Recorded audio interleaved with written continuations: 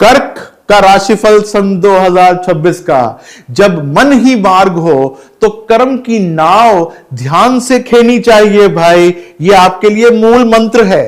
तो कर्क राशि वालों, आपके लिए लाइव थीम क्या है 2026 की?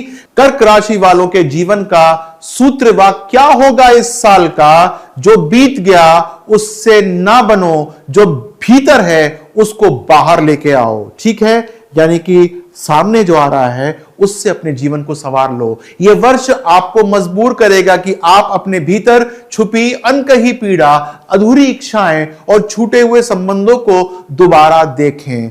केतु का आपकी राशि में गोचर आपके पूर्व जन्मों के बचे हुए अध्याय पढ़वाएगा, कभी रिश्तों में, कभी स्वास्थ्य में, कभी अपने मन से। यह वर्ष नयन मूंद कर स्वयं को जानने का है, ध्यान रखिएगा। तो कर्क राशि वालों, अब मैं बात करता हूं आपके करियर सन 2026 में किस प्रकार से ऊपर नीचे चलेगा।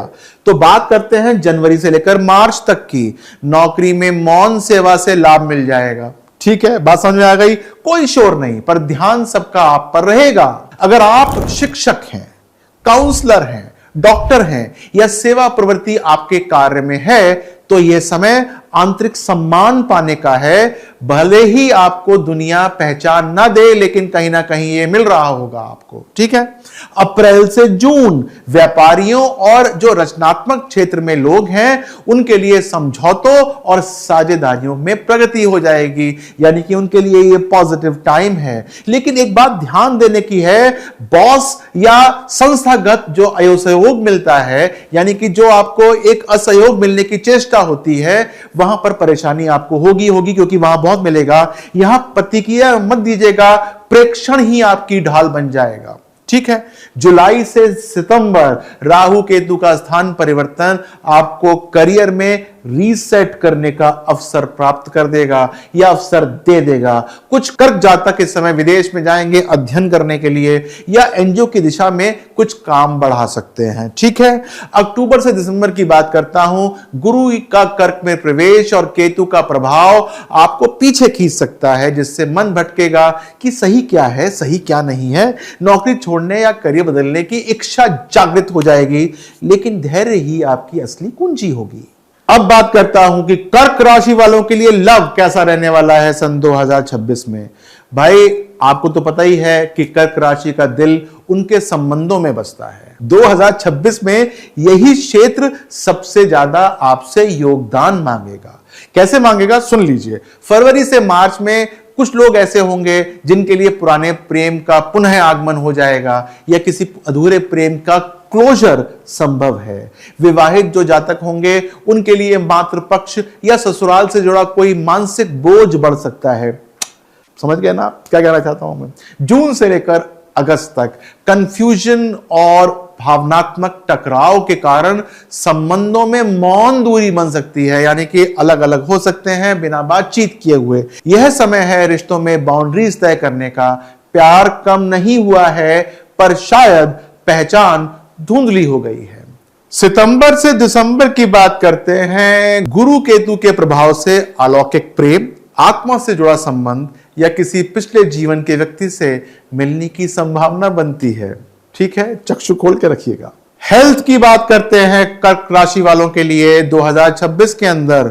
मार्च, जुलाई और नवंबर ये महीने खासकर आपकी मानसिक स्थिरता और हार्मोनल संतुलन के लिए संवेदनशील हैं। पुरानी भावनाएं जो मन में दबी हुई थी अब शरीर पर असर डाल सकती हैं। डिप्रेशन, वजन में असंतुलन, श्वास या रक्त संबंधी विकार ये जो हैं आ सकते हैं। केतु का केचर किसी अधूरे संस्कार की स्मृति जगा सकता है, जिससे नींद की समस्या आ सकती है।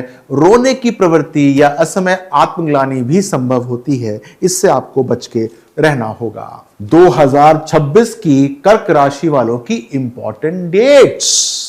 17 फरवरी आपके आत्मसम्मान और पिता से जुड़े भाव को प्रभावित कर रही है। यह वह दिन है जब आपको कोई पुराना अपमान या अधूरी बातचीत फिर से याद आ जाएगी, लेकिन इस बार का जवाब आपका मौन होगा, मत बोलिएगा। ठीक है, 2 मार्च याद रख लीजिए, भावनाओं को बहा देगा। यह दिन आपके लिए शुद्धिकरण का है। रो लीजिए, लिख लीजिए या छोड़ दीजिए।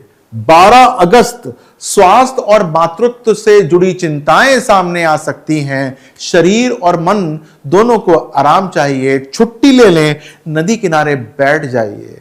25 नवंबर को केतु का कर्क राशि में गोचर, यह एक आध्यात्मिक परीक्षा होगी आपके लिए। अधूरे काम, अधूरी बातें और अधूरी आत्मा से सामना इस दिन से शुरू हो जाएगा। इसको नियंत्रित करना अति आवश्यक है आपके लिए। कर्क राशि वालों के लिए सन 2026 का स्पिरिचुअल मैसेज नोट कर लीजिए। दूसरों के आंसुओं को थामते थामते अपने मन को मत भूलना भाई। 2026 कर्क राशि वालों के लिए भीतर की मां को पोषण देने का वर्ष है। चाहे आप पुरुष हो या स्त्री, अपने भीतर की संवेदना, करुणा और सहमति को कमजोरी नहीं, सबसे बड़ी शक्ति बनाइएगा। आपके लिए उपाय लेकर आया हूं। आपको उपाय क्या करना है, आपके लिए मंत्र है, पूरे साल पढ़ सकते हैं, लेकिन यह मंत्र मैंने नीचे दे रखा है डिस्क्रिप्शन में। यह मंत्र बीते हुए कर्मों के अवशेष, भावनात्मक बोझ और भ्रमित स्मृति से आपको मुक्ति दिला देगा। रोज पढ़ लेंगे 108 बार, 11 बार तो पढ़ ही लेना यार, ठीक है। अब बात करता हूं रेमेडीज की, कि आपको उपाय क्या करने चाहिए। तो उपायों के लिए एक कॉपी पेन निकाल लीजिए। जनवरी से लेकर मार्च तक के हर सोमवार एक सफेद फूल और दूध शिवलिंग पर अर्पित कर दीजिएगा। फिर मां या मां सम्मान किसी महिला से बात भी कर लीजिएगा। यह आपके लिए बहुत जरूरी है। यह उपाय आपको शांति देगा और जीवन में निर्णय के भावनात्मक स्पष्टता देना शुरू कर देगा। आप काफी पॉजिटिव हो जाएंगे भाई। अप्रैल से जून हर पूर्णिमा को एक कागज पर उन चीजों को लिखें जो आपको गिल्ट या बोझ की तरह लगती हैं, फिर उसे जला दें या बहा दें। यह आत्मिक विसर्जन है, इस बात का ध्यान रखिएगा। आपकी मानसिक ग्रंथियां धीरे धीरे खुलने लग जाएंगी, ठीक है। अब बात करता हूं जुलाई से लेकर सितंबर तक की। हर शनिवार किसी अनाथ आश्रम या वृद्ध आश्रम में चावल और कुछ दाल, मूंग की दाल दान कर दीजिएगा। फिर 1 घंटे के लिए फोन बंद कर दीजिएगा। किसी नदी या किसी पेड़ के पास मौन साधना कर लीजिएगा। यह केतु के प्रभाव को शांत कर देगा और आत्म संवाद की शक्ति देना शुरू कर देगा, ठीक है। अक्टूबर से लेकर दिसंबर हर अमावस्या अपने शरीर पर नारियल घुमाकर उसे बहते पानी में बहा दीजिएगा। यह उपाय दुर्भाग्य, भय और मानसिक कचरे को दिमाग से बाहर निकाल देता है। यह उसका सर्वोत्तम माध्यम माना जाता है। तो भाई 2026 कर्क राशि के लिए भीतर उतरने की और ऊपर उठने की यात्रा है। जिन्होंने इस वर्ष अपने मन को जीत लिया, वे पूरी दुनिया से डरना भूल जाएंगे, ठीक है।